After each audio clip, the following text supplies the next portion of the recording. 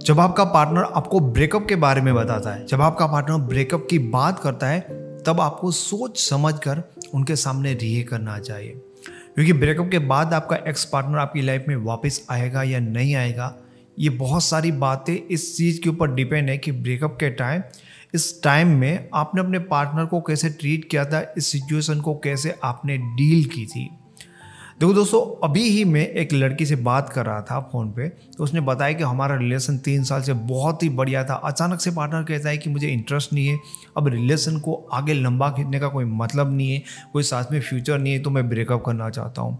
तो ये चीज़ होती है जब आपका पार्टनर आपको ये कहता है कि कोई फीलिंग नहीं रही है। तो इनका शॉर्ट मीनिंग ये होता है कि कोई भी इंसान जब 100% इमोशनली सेटिस्फाइड हो जाता है तो उनको लगता है कि मुझे फीलिंग नहीं है, अब इस पर्सन की भी मुझे लाइफ में ज़रूरत नहीं, मेरी लाइफ में लव रिलेशन ये मायने नहीं रखता। एक्चुअल में ये चीज़ें होती है, जैसे एक शॉर्ट टर्म में मैं आपको कहूँ तो आपकी फ़ोन की बैटरी है 100% चार्ज होगी तो हम प्लग है उसको अनप्लग कर देते हैं, क्योंकि फिर चार्ज करते रहने का कोई मतलब नहीं है। ये नेगेटिव आप एग्जांपल मत समझना, लेकिन चीज़ें क्या होती है कि टाइम के साथ बैटरी कम भी होती है ना, तो लोगों का जो इमोशनल सेटिस्फिकेशन है ना वो भी कम होगा। इस लॉजिक से आप थोड़ा सा समझना कि जब 100% वो इमोशनली फुल हो जाते, सेटिस्फाइड हो जाते, तब उनको ऐसा वहम होता है कि मुझे फील नहीं है या मुझे किसी की ज़रूरत नहीं है। तो इस टाइम पे एक्चुअल में जो डील हम मैक्सिमम लोग करते हैं, उस लड़की ने जो किया जो कि गलत वे था, जैसा हमें नहीं करना चाहिए। वो क्या गलती होती है, उनके सामने रोना धोना कि तुम चले जाओगे तो हमारा क्या होगा, उन्हें बहुत ज़्यादा मनाने की कोशिश करना, समझाने की कोशिश करना, ये सारी गलतियाँ ऑलरेडी उस लड़की ने की है कि भाई तुम रुक जाओ, मैं बहुत दुखी हो जाऊंगी। उनको समझाने की कोशिश करती है कि भाई हमारा रिलेशन कितना अच्छा है। एंड ऑलमोस्ट हम सबको लगता है यार किस इंसान को कुछ गलतफहमी है, उनको थोड़ा सा समझाते हैं, ठीक है, बात करने से बात बन जाए, लेकिन नहीं बनेगी क्योंकि वो इमोशनली सेटिस्फाइड है, आपकी एक भी बात मैक्सिमम नहीं मानेगा। एंड आपने ये सारी चीज़ें देखी होगी दूसरों के रिलेशन में या अपने खुद के रिलेशन में। तो ये तो हमने बात की कि भाई हमें ऐसा नहीं करना चाहिए। अब हम बात करते हैं कि ऐसे टाइम पे, ऐसे सिचुएशन पे हमें क्या करना चाहिए। सबसे पहले उस पर्सन की बात मान लो, उनको कह लो कि भाई तुम्हें फीलिंग नहीं है तो ठीक है, बुरा लगेगा लेकिन क्या। हाँ, ऐसा कहना चाहे कि भाई हमें अच्छा तो नहीं लग रहा है, क्योंकि हम ऐसा भी नहीं दिखा रहे कि हमें भी कोई फीलिंग नहीं, हम कह रहे हैं कि भाई ओके, अगर तुम्हें फीलिंग नहीं है तो ज़बरदस्ती का कोई मतलब नहीं।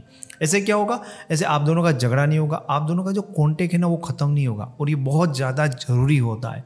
आप ऐसी चीज़ें मत करो कि वो पर्सन आपको ब्लॉक कर दे, ठीक है, क्योंकि आप उनकी बात नहीं मानोगे, ज़बरदस्ती करोगे तो वो ब्लॉक करेगा। तो नॉर्मली उस पर्सन के साथ आपकी बात नहीं होगी शायद कुछ टाइम तक, लेकिन आपका कॉन्टेक्ट बना रहेगा। अगर कुछ ऐसी चीज़ है तो वो भी आपसे बात कर सकता है, आप भी बात कर सकते हो कुछ जेन्युइन रीज़न से।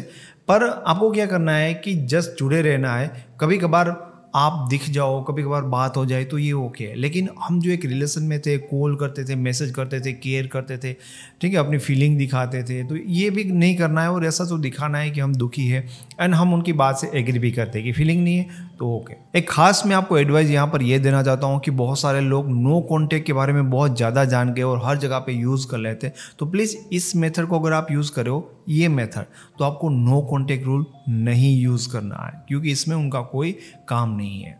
तो आपको बड़ी बड़ी 3 चीज़ें करनी है जिसके ऊपर आपको ध्यान देना है। ऑलरेडी एक चीज़ तो आपको मैंने बता दी कि आपको सामने से हो सके उतने कॉल मैसेज नहीं करना है। कभी कभार दिख जाओ, कभी कभार आपकी किसी जेन्युइन रीज़न से बात हो जाए।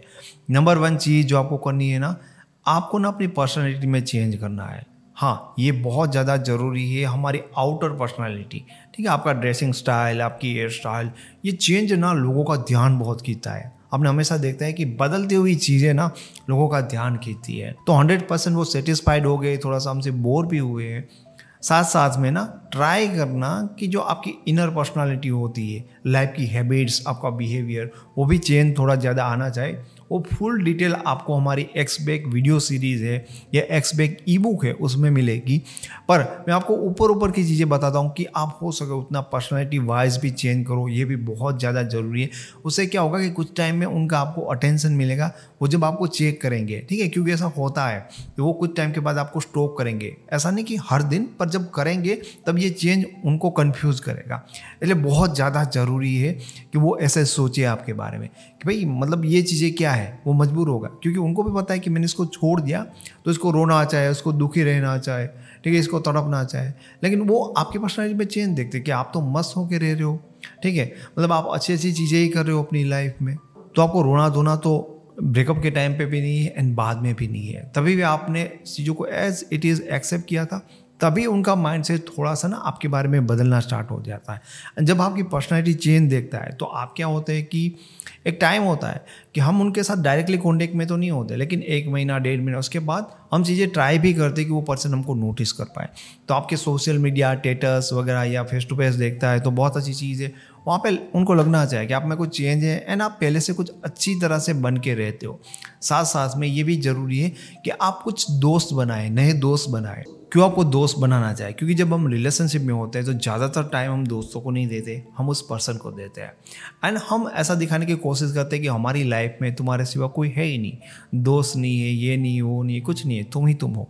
ये हमारी गलती होती है। लेकिन ब्रेकअप के बाद आप जब दोस्त बनाते हैं, जब आपका पार्टनर आपको ऑब्जर्व करता है, देखता है कि भाई मैंने जिसको छोड़ दिया वो इंसान कर क्या रहा है, ठीक है, दुखी दुखी भी पड़ा होगा, ऐसा देखने के लिए वो जब नोटिस करते हैं तो वो देखते हैं कि यार मतलब इनके तो दोस्त है। तो उनके माइंड में एक चीज़ सबकॉन्शियस माइंड में इनडायरेक्टली बैठती कि यार लोग इसको पसंद करते हैं। तब मुझे लग रहा था कि कोई इसको पसंद नहीं करता, ये एकदम फालतू है। फालतू उसको इसलिए लग रहा था क्योंकि हमने उनके लिए सबको छोड़ दिया था। जब वो देखेगा कि हाँ लोग शायद इनके साथ दोस्ती करना चाहते हैं, उनके साथ बैठना उठना, मतलब लोगों को कुछ वैल्यूबल पर्सन वो लग रहा है, ऐसी चीज़ें दिखना चाहिए। तीसरी चीज़, मोस्ट इंपॉर्टेंट चीज़ ये है कि देखो ब्रेकअप के बाद कुछ टाइम यानी कि महीना 1 महीने के बाद आपका पार्टनर कहीं ना कहीं से आपके बारे में जानने की तो कोशिश करता है। तो आपको ओवरऑल लाइफ में रहना ही ऐसा है, आपको डायरेक्टली नहीं दिखाना है, पर वो चीज़ें उनको पता चल जाती है। और वो चीज़ क्या होती है, वो चीज़ आपको ये बिल्कुल नहीं दिखाना कि भाई आप अपनी लाइफ में दुखी हो सके तो थोड़ा सा ऐसा दिखाना कि पहले से लाइफ बेटर है, क्योंकि आप अपना काम करो, लाइफ को एंजॉय करो, आपकी लाइफ से आप सेटिस्फाइड हो, आप अपनी लाइफ से खुश हो। ऐसे क्या होता है दोस्तों कि कोई भी इंसान जो आपके साथ रिलेशनशिप में वो 100% आपके साथ रहकर इमोशनली सेटिस्फाइड हो जाता है, तब उनको किसी की नीड नहीं लगता। जो पर्सन बहुत केयर कर रहा है, जो बहुत प्यार कर रहा है ना, वो फालतू लगता है। उनको लगता है कि ये चला जाएगा तो फर्क नहीं पड़ेगा, क्योंकि उनकी करंट फीलिंग ये होती है। लेकिन एक गैप आया, हमने सामने से चीज़ें करनी बंद कर दी, ऊपर से हमने रोए नहीं, हमने मनाया नहीं, उनको और इरिटेट नहीं किया, अपनी वैल्यू हमने और ज़्यादा डाउन नहीं की। तो जैसे उनको पेस मिला, चीज़ें कम होगी, तो इमोशनली जो सेटिस्फाइड थे ना, धीरे धीरे धीरे उनकी बैटरी डिस्चार्ज होती है। तो एक लेवल पे आके उनको नीड भी फील होने लगती है एंड एक टाइम चला जाता है तो उनको लगता था कि यार जो इतना प्यार करता था क्या वो मेरे बिना रह पाया होगा। 100% लोग ऐसे सोचते हैं कि क्या वो मेरे बिना रह पाया होगा, क्या उसने नया रिलेशन बना लिया होगा, वो तो मेरे बिना दुखी होगा। तो वो आपको सोशल मीडिया से, यहाँ से, दोस्तों से जानने की कोशिश करते कि क्या चल रहा है आपकी लाइफ में।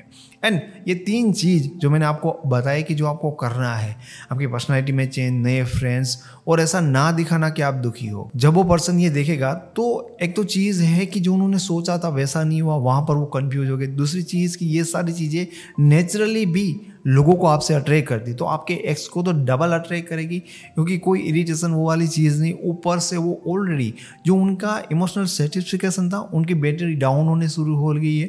तो इसके कारण ज़बरदस्त उनका जो एक नीड है वो आप में क्रिएट होती है। एंड ऐसा बहुत सारे लोग होते हैं जिनके ब्रेकअप के बाद एक्स पार्टनर जो एक टाइम पे कहते हैं कि मुझे कोई फ़र्क नहीं पड़ा, लिटरली वो उनका जो पलड़ा होता है ना उल्टा हो जाता है। अब वो वैसे रिएक्ट कर रहे होते हैं कि प्लीज़ गलती हो गई। तो एक्चुअल में आपको समझ में आना चाहिए कि जब आपका पार्टनर आपसे ब्रेकअप की बात कहे तो आपको कैसे डील करना चाहिए। ब्रेकअप के बारे में, एक्स ब्रेक के बारे में डिटेल से आप इस मेथड को जानना या समझना सीखना चाहते हो तो आप मेरी ई बुक को डाउनलोड कर सकते हो। आपको वो चीज़ें समझ में नहीं आ रही है तो आप हमारे एक्सपर्ट टीम के साथ बात कर सकते हो, उनकी सारी लिंक है आपको इस वीडियो के डिस्क्रिप्शन बॉक्स से मिल जाएगी। आपको ये वीडियो अच्छा लगा तो इसे लाइक करें, ऐसा वीडियो और देखना चाहते हो तो फ्री में इस चैनल को सब्सक्राइब करें। Thank you so much.